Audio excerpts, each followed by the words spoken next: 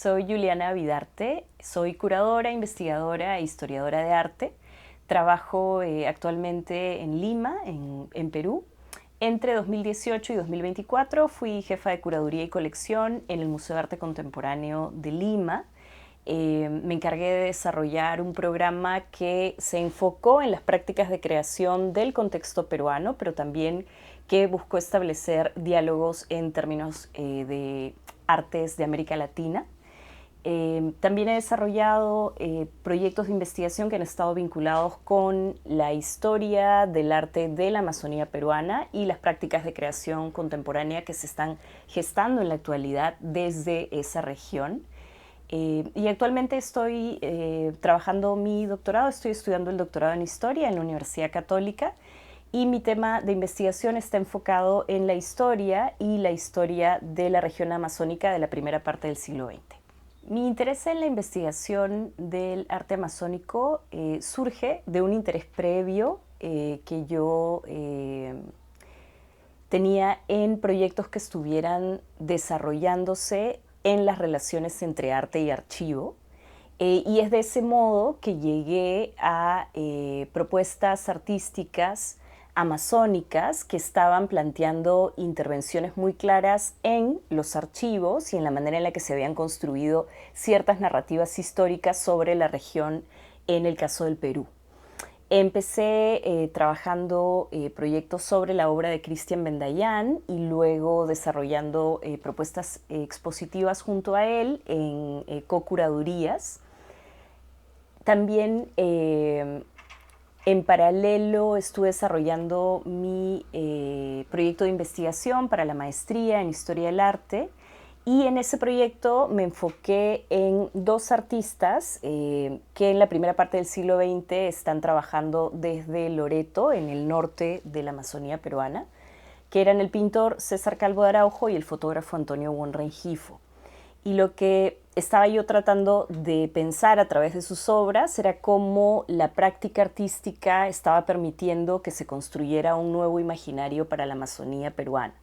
Un imaginario que estaba claramente enfrentándose a estereotipos que habían sido impuestos sobre la Amazonía, como la idea de la Amazonía como el infierno verde o el paraíso del diablo. Y lo que creo que se ha ido dando después de esta experiencia de investigación para la maestría es que he continuado trabajando con proyectos artísticos que están como enfrentándose a esos estereotipos y que con mucha claridad se afirman para renovar la manera en la que ha sido mirada la Amazonía desde otras regiones del Perú y ha sido pensada históricamente bajo parámetros que han marcado esta dicotomía civilización-barbarie, por ejemplo. Y lo que ocurrió luego es que muchas de las prácticas de los artistas indígenas amazónicos estaban claramente interviniendo esas narrativas históricas. Entonces empecé a desarrollar proyectos curatoriales enfocados en estas propuestas de creación, nuevamente desde el interés entre las relaciones de arte y archivo. Y en los últimos años lo que he empezado a trabajar tiene más que ver con una idea que puede parecer sencilla, pero creo que tiene muchísima fuerza, y es que las propuestas de los artistas indígenas amazónicos contemporáneos están obligándonos a pensar los parámetros desde donde estábamos entendiendo el arte contemporáneo y la creación contemporánea en el contexto de Lima y en el contexto del Perú en general. Una de esas maneras, formas de abordar la práctica tiene que ver con el modo en el que, por ejemplo, las artistas de la comunidad Shipibo-Conibo van a partir de la tradición familiar del quené, van a proponer una renovación y una transformación del quené para, como artistas contemporáneas, hacer afirmaciones en concreto sobre problemáticas que en la actualidad están directamente relacionadas con el contexto amazónico. Dentro de los primeros proyectos que presenté en el Museo de Arte Contemporáneo de Lima como jefa de curaduría y colección, estuvo la exhibición Dar forma al tiempo, miradas contemporáneas a la cerámica precolombina. Y fue un proyecto que estaba enfocado en reconocer el rol que cumplía la materialidad de la cerámica para, primero, los proyectos de creación de artistas mujeres en el contexto peruano de los primeros años del siglo XXI. Y además cómo ese material se convertía en un espacio en el que las artistas estaban generando distintas afirmaciones que claramente pensaban el contexto peruano y sus problemáticas. Dentro del grupo de artistas que fueron parte de la exhibición se encontraban la ceramista Agustina Valera y la artista Lastenia Canayo, ambas parte de la comunidad Shipibo Conibo de la región Ucayali, en la Amazonía peruana. Y las piezas que decidí incluir dentro del proyecto estaban permitiendo pensar la dimensión de la conexión de la cerámica Shipibo Conibo con una tradición ancestral, con un saber familiar, con un saber comunitario, pero al mismo tiempo lo que una artista en el contexto contemporáneo, parte de la comunidad, estaba buscando afirmar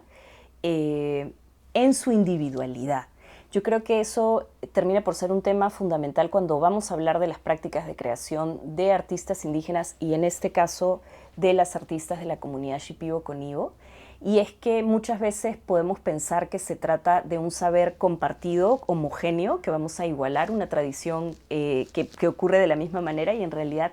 hay que ponernos a pensar que se trata de saberes familiares, pero que además las artistas con una afirmación muy clara están buscando cambiar, transformar, hacer suyos, poder decir algo sobre el contexto de Cantagallo, si es que están en la ciudad de Lima, o el contexto del propio Ucayali. La obra de Agustina Valera, que fue parte de esa exposición, estaba mucho más enfocada en la representación de distintos niveles dentro de las ceremonias de curación y del vínculo con la medicina de la ayahuasca. Y las obras de Lastenia Canayo eran parte de esta gran y larga serie que ella viene haciendo ya hace varios años sobre los dueños del pueblo Shipibo Conibo, los dueños espirituales de las plantas y de los animales. Ella ha creado un gran archivo como una especie de tipología de estos personajes en los que no solamente va a incluir la representación visual, ya sea en el bordado, ya sea en la pintura o en el caso de lo que presentamos en la exhibición en la cerámica, sino también una narrativa que busca explicar de qué modo nosotros como humanos nos relacionamos con ese dueño, con ese duende, con ese espíritu protector y cuál es el tipo de curación o enseñanza que podemos recibir de parte de ese personaje en particular. Entre octubre de 2022 y abril de 2023 presentamos también en el Museo de Arte Contemporáneo un proyecto que se tituló Los ríos pueden existir sin aguas, pero no sin orillas. Un trabajo que desarrollamos en co-curaduría, que desarrollé en co-curaduría con Cristian Bendayan y que pudimos llevar a cabo gracias al apoyo de la Universidad de Pensilvania y de su proyecto Despojos en las Américas. Y creo que ese fue dentro de los proyectos que abordamos, que abordé en esos 5 años de trabajo en el MAC que estuvieron relacionados con el contexto amazónico, el más ambicioso, el proyecto más retador.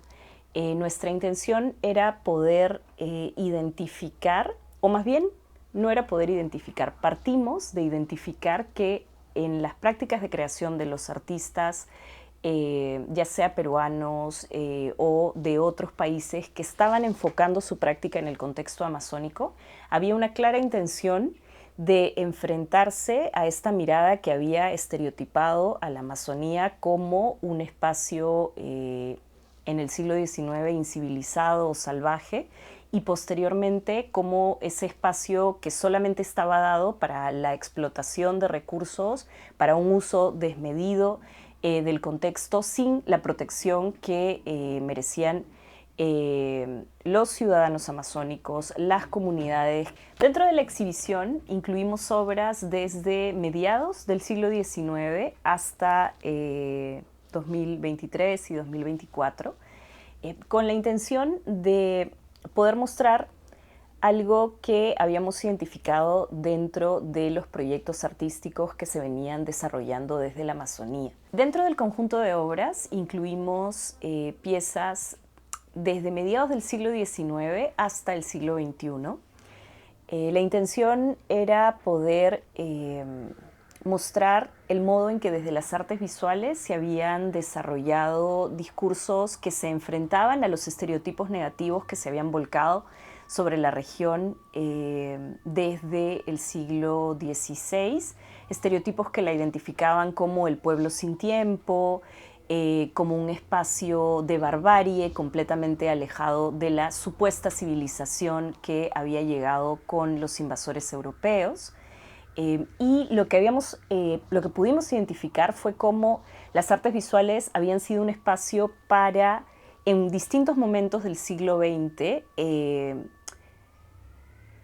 afirmar la necesidad de entender la Amazonía desde otras miradas, que cuestionaban el modo en el que nos estábamos acercando al territorio o al vínculo entre los humanos y las plantas, o finalmente la manera en la que se habían entendido los conflictos, las crisis, las situaciones de violencia dentro de ese contexto. Y lo que incluimos, teníamos piezas desde imágenes del explorador italiano Antonio Raimondi, hasta pinturas hechas para representar la labor de los sacerdotes franciscanos en este proyecto de evangelización de la selva central, o proyectos de artistas indígenas que a inicios del siglo XXI, desde diferentes comunidades peruanas, van a proponer la necesidad de contar su historia y compartir sus saberes comunitarios desde los soportes de las artes visuales. Dentro del artículo con el que colaboré para la edición del Journal de Insight titulada Hilo Común, que estuvo a cargo de Miguel López, me interesaba para ese artículo poder pensar el trabajo de las artistas de la comunidad Shipibo-Conibo, un poco más como desde una perspectiva más historiográfica, tal vez como para lograr conectar ciertas líneas de tiempo y entender cómo se había estado desarrollando la práctica a fines del siglo XX y qué había ocurrido 20 o 25 años después. Y lo que me pareció interesante fue enfocarme en el trabajo de Elena Valera, que es una artista tal vez de las primeras en los años 90, que va a plantear desde los diseños o patrones del quené la representación de la flora, la fauna amazónica y de la mitología propia de la comunidad Shipibo-Conibo. Y lo que me interesaba era pensar luego cómo un artista como Chunum Bencho estaba volviendo, sí, a los patrones del quené, volviendo también o tomando como referente esta manera en la que se habían desarrollado estas obras sobre lienzo con tintes naturales, y planteando una práctica que más bien llevaba al quené a una representación mucho más figurativa, y que desde su mirada estaba claramente destacando la relación entre los humanos y los seres espirituales, que es un tipo de conocimiento sumamente importante también para la comunidad Shipibo-Conibo y para la tradición familiar de la propia Chunum. Entonces, lo que me interesaba era poder pensar estos dos momentos para ver de qué manera se habían generado estos cambios en el modo en que las artistas estaban pensando esta tradición de los patrones del quené.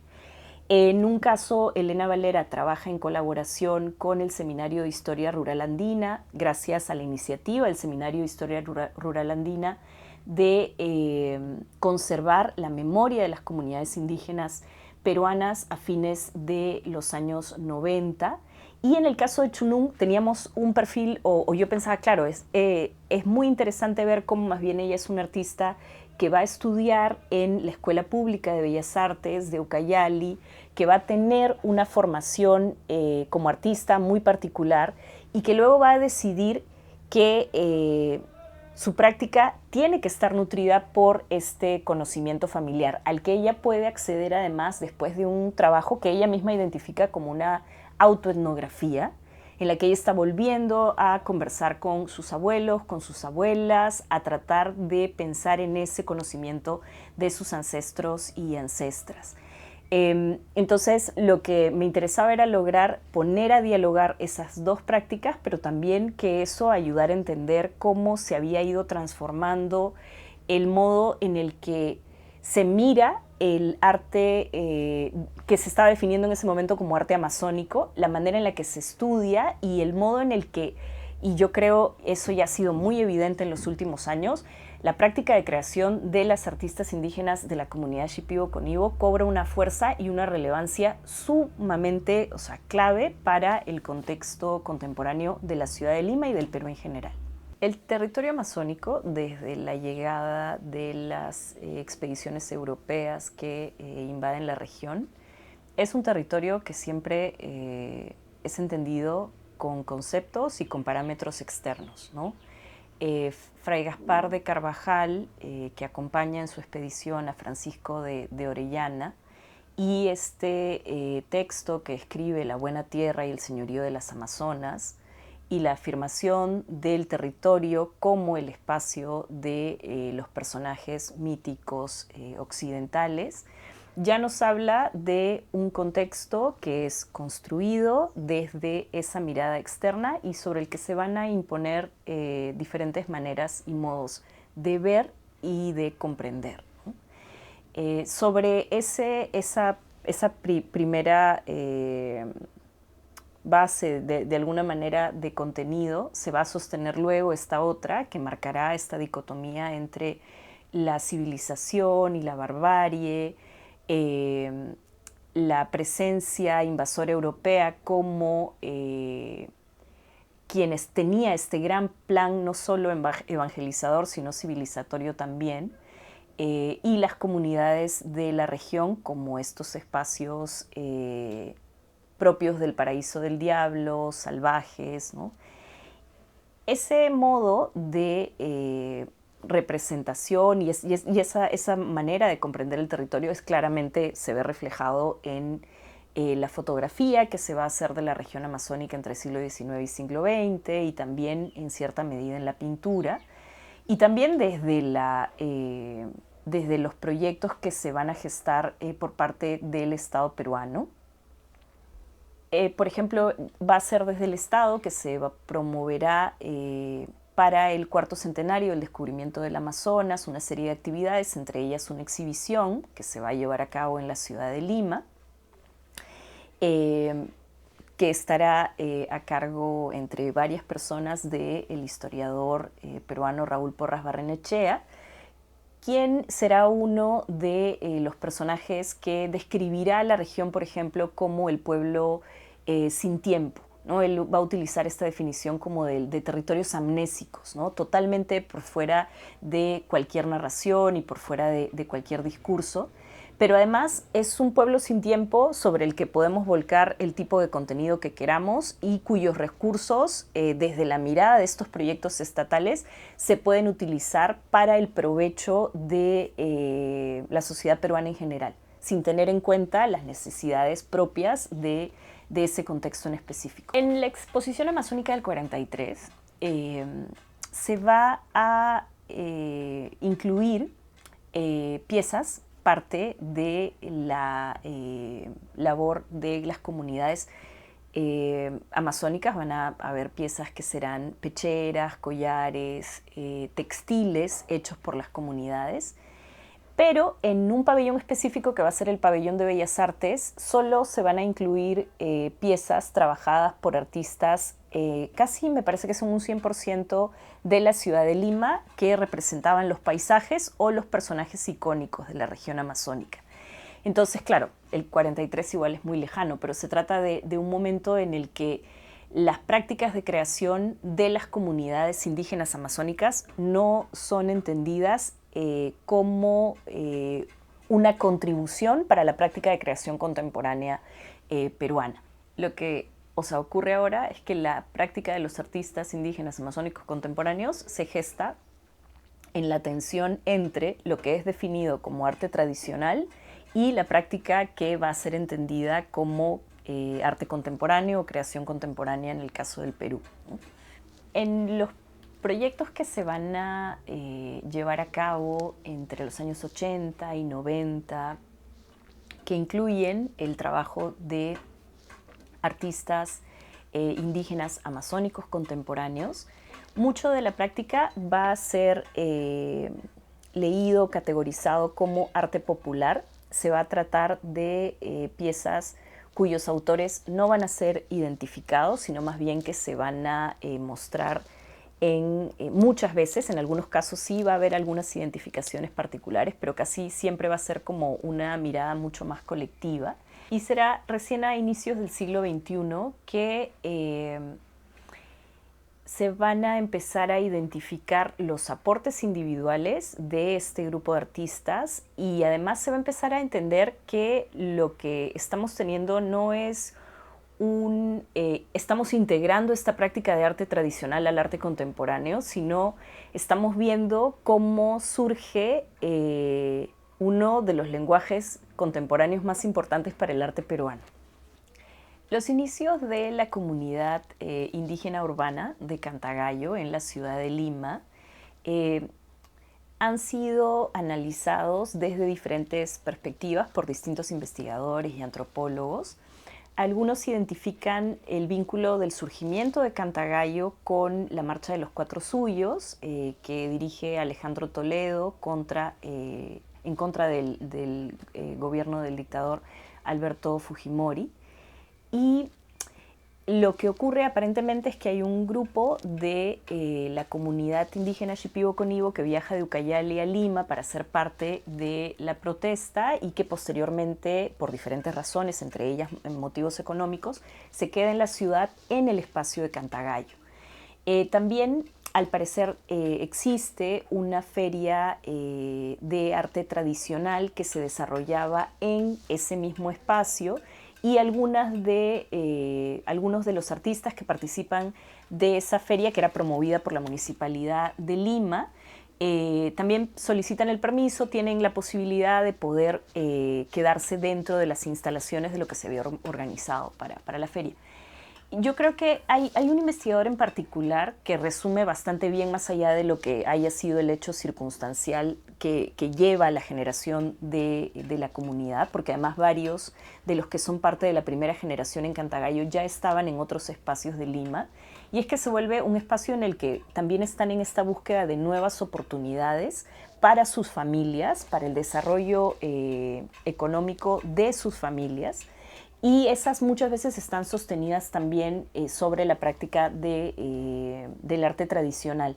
Eso se ha ido consolidando cada vez más los años siguientes, especialmente desde el rol que han cumplido las mujeres como mujeres artistas de la comunidad Shipibo-Conibo para contribuir en el sustento económico de sus propias familias.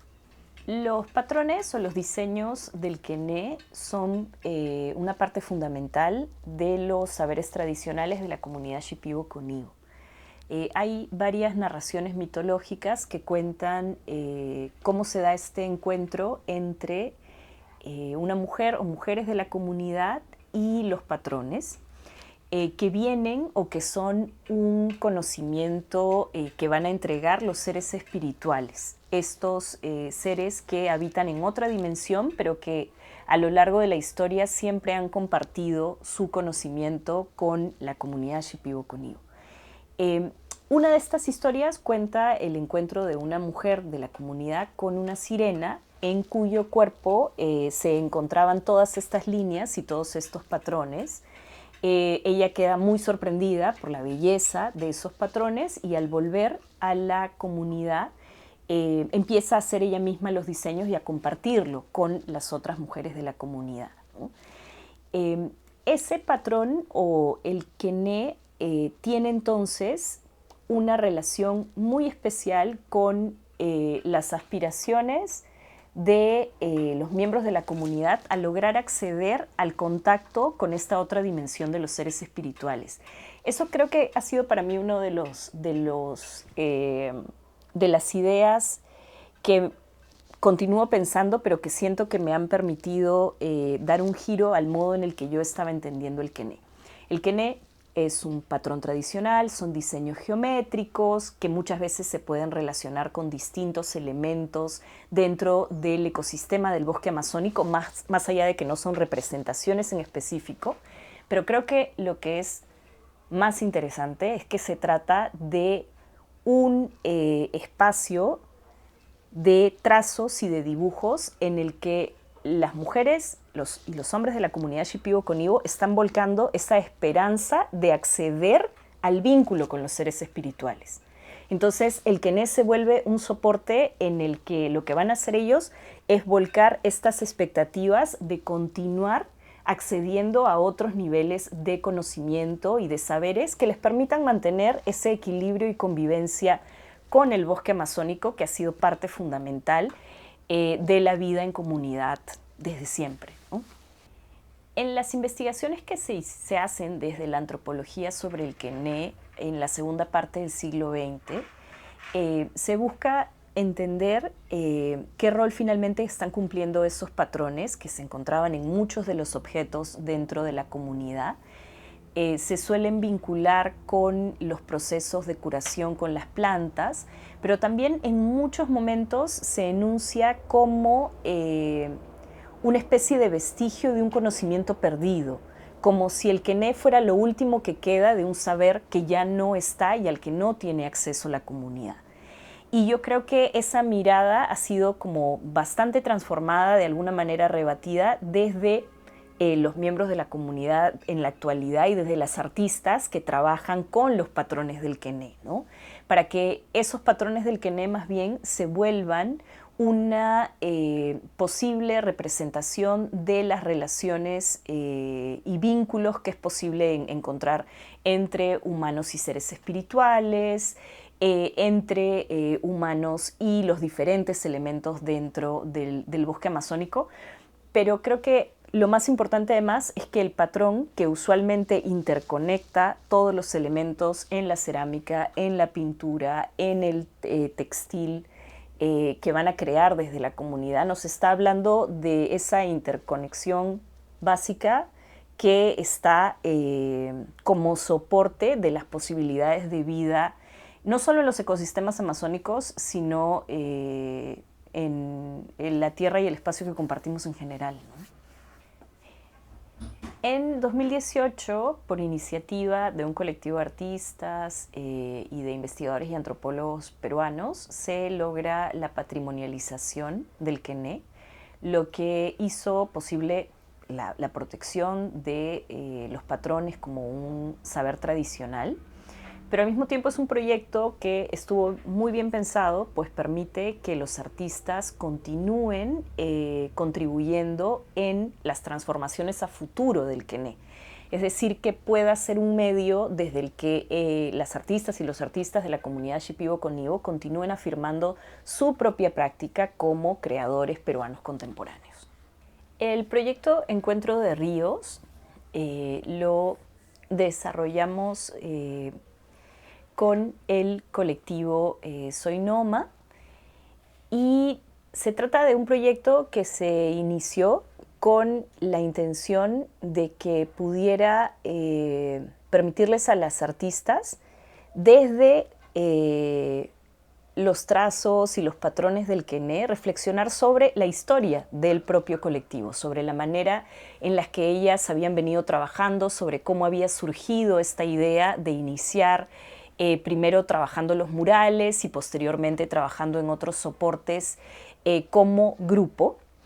Y Encuentro de Ríos fue un título que surgió en la primera reunión que tuvimos cuando empezamos a pensar juntas hacia dónde les interesaba a ellas y les parecía importante en ese momento en particular poder llevar su práctica como conjunto, ¿no? una cosa que para ellas era importante era explorar la superficie pictórica, ya no necesariamente solo desde el mural, sino también desde otros soportes, era algo que estaban como pensando mucho. Y en ese camino surgió como la idea, es que Cantagallo es como este espacio del encuentro de ríos, porque algunas de las artistas que son parte de la comunidad venían del Alto Ucayali, Medio Ucayali, Bajo Ucayali, comunidades que estaban como en el despliegue del río Ucayali en su conjunto, pero que habían todas, se habían encontrado o de alguna manera sus historias de vida se habían reunido en la comunidad de Cantagallo. Entonces de ahí viene un poco esta idea de empezar, ¿no?, con esta frase de encuentro de ríos como punto de partida para el proyecto, ¿no? Y de la mano también surgió la idea de que el proceso fuera un proceso de creación colectiva, es decir, que todas pudieran intervenir en los diferentes conjuntos de piezas. Surge ahí también la idea de esta otra obra que se llama Río Ucayali, en el que lo que van a trabajar son los diseños del maya quené, que es el tipo de quené de alguna manera más actual o más contemporáneo, los diseños además de un tamaño más reducido, que pudieran mostrar las maneras en las que sus historias de vida convergen en la región Ucayali, en las que se interconectan a través del río y cómo esos mismos trayectos las habían llevado a Cantagallo y finalmente a ser parte del colectivo. Y en medio de todo eso también estaba la historia personal de cada una de ellas, con el conocimiento tradicional, el conocimiento familiar, el modo en el que se habían acercado a pintar, a bordar o a desarrollar en cerámica los patrones del quené. Entonces los patrones del quené se vuelven ese espacio a través del que ellas van a poder reflexionar sobre su propia trayectoria como artistas y su propia trayectoria de vida. Muchas de las piezas que se incluyen dentro del políptico, que es parte de Encuentro de Ríos, son piezas que están trabajando ellas en homenaje a no solamente las madres o las abuelas, sino en algunos casos las suegras u otros familiares que se encargaron de compartir con ellas los modos de creación de esos diseños del quené. Y algo que también estaba como muy importante dentro de las conversaciones que tuvimos es cómo ellas piensan en la continuidad del quené. Es decir, el proyecto no solamente se trataba de volver a los patrones, sino en muchos de los casos de hacer evidente la intervención que las artistas están haciendo sobre los patrones en la actualidad. Una de las piezas, que se llama Tres Generaciones, por ejemplo, muestra diseños del Xiao quené, que es el quené más tradicional, el más antiguo, luego diseños del maya quené y cambios o otro tipo de establecer los ritmos, otro tipo de establecer la composición, totalmente propio de las artistas en la actualidad. Entonces creo que ellas eran muy conscientes de que estaban tomando ese conocimiento tradicional, de hecho lo repetían mucho. Hay un conocimiento que ya existe, que nosotros no hemos creado, que es de los abuelos y las abuelas, que es de los ancestros, pero lo que sí podemos nosotros hacer ahora es intervenir en estos nuevos diseños que estamos generando juntas. Y no solamente ahí había esta como conciencia de estar sumando la voz a una tradición, sino además lo fundamental que había sido el trabajo en conjunto. Creo que algo que tratamos de recuperar con Encuentro de Ríos es lo mucho que ellas, que las artistas valoraban lo que ocurría en ese trabajo en colectivo. Muchas de ellas recordaban lo que habían hecho Olinda Silvano, Silvia Ricopa y Vilma Mainas, que de alguna manera son las artistas pioneras del trabajo del quené en el mural, ¿no?, en las intervenciones en espacio público. Y lo que luego ellas siempre recordaban era cómo, por ejemplo, Olinda había sido un agente importante para la vida de cada una de ellas porque las había invitado a pintar, pero además a continuar mejorando en su práctica, y que luego lo que habían encontrado en el espacio del colectivo Soy Noma era un lugar en el que ellas siguen aprendiendo, en el que pueden conversar, en el que pueden pensar cómo están haciendo sus diseños, cómo pueden transformarlos, cómo pueden hacerlos para que ellas sientan que están cada vez desarrollando una práctica mucho más sólida, mucho más coherente. Entonces, lo que creo que es evidente en el trabajo en colectivo, es cómo ellas se están sintiendo, no solamente están gestando esta transformación del Quené, de la que se está hablando mucho de manera independiente, sino que como grupo continúan contribuyendo en esa transformación. Las piezas que se han integrado a la colección Escala forman parte del políptico Encuentro de Ríos, que dentro de todo el proyecto termina por ser de alguna manera como la pieza central. Se trata de un políptico en el que desde distintos temas y diseños, cada una de las artistas decidió aportar para construir una composición que pudiera permitirnos entender